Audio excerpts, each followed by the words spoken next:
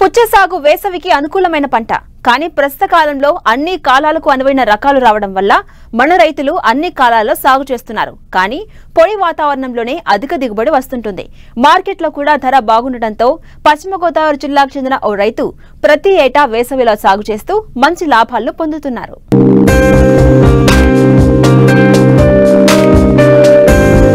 వేసవి వచ్చిందంటే గుర్తుకొచ్చేది పుచ్చకాయ.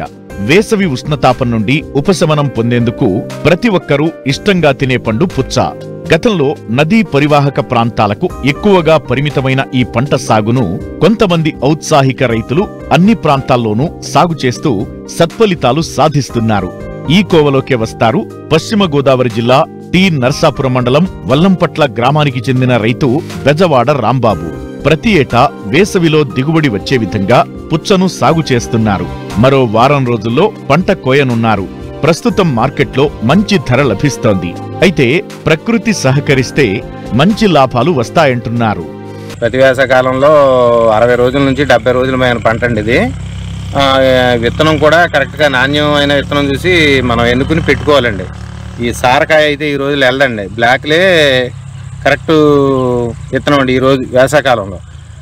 ఇది ఈ విత్తనం వచ్చి స్టార్ 99 కింగ్ అండి. ఇది మనకి ఎకరానికి వచ్చి 3 ఎకరాలకే కలిపి కేజీ గింజలు పడతాయండి. 30,000 రూపాయలు. ఎకరానికి వచ్చి విత్తనాలు 10,000 రూపాయలు అవుతాయండి. మొత్తం మనం పెట్టే పెట్టుబడి మొత్తం 70 నుంచి 90,000 మయాన అవుతుందండి పెట్టుబడి. ఇది 60 రోజుల నుంచి 75 రోజులు పంట సార్. ఇది కరెక్ట్గా మనకి ప్రకృతి ఈ రోజుల్లో వేసవకాలం ఎప్పుడు కూడా మే నెలలో బాగా ఎండలు బాగా వేస్తే మనకు ఒక బాగా డబ్బులు మిగులుతాయండి. ఎండలు లేకపోయినా సరే మనం కోసే సమయానికి కొంచెం తుఫాన్ల గట్ట లేకుండా ఉంటే మనకి దానికి వచ్చేసి మనకి ఎంతో కొంత మిగులుతూ ఉంటాయండి. కాకపోతే ఈ సంవత్సరం ఈ అనుకోకుండా ఈ అకాల వర్షాలు రావటం వల్ల కొన్ని కాయలు కుళ్ళిపోవటం అనగా ఇలా జరుగుతూ ఉందండి. ఇప్పటికి 45 రోజులు అవుతుందండి దీన్ని మనం పెట్టి. ఇది వచ్చి 10 రూపాయలకి వెళ్తే మనకి పెట్టుబడి వచ్చేసి మనకి ఎంతో కొంత మిగులుతుందండి. కాకపోతే వర్షాలు ఏమన్నా మనకి ఇబ్బంది పెడితే కానీ మనకి ఇంకా 5 రూపాయలు 6 రూపాయలు అలా ఉంటుందండి. ఈ వర్షాలు అనేది మనకి ఈ సంవత్సరం గత ఒక 10-15 సంవత్సరాల నుంచి నేను వ్యవసాయంలో ఉన్నా కానీ ఎప్పుడు కూడా ఇటువంటి వర్షాలు నేను చూడలేదండి. మే నెల 1వ తారీఖు నుంచి 8వ తారీఖు వరకు కూడా వర్షాలు కంటిన్యూ అయినాయండి. ఇది మనకి దిగుబడి వచ్చేసి 60 రోజుల నుంచి మనకి ఫ్రూట్ తయారయ్యాక 60 రోజులకు తయారైపోతుందండి.